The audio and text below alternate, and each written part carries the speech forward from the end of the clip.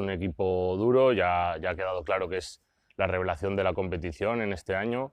Yo creo que han conseguido formar un equipo muy compensado, que además yo creo que tiene muy buena química entre ellas, por lo que se puede ver en la pista, y que además tiene alguna cosa que es un poco rara de ver en la liga. Pues tiene gente que es capaz de doblar el 3 el 4, el 4 el 5, pero sobre todo esas 4 y 5 son capaces de hacer mucho pick and pop, abrir el campo, tirar desde fuera, y suelen postear más con las 3 y con las 4.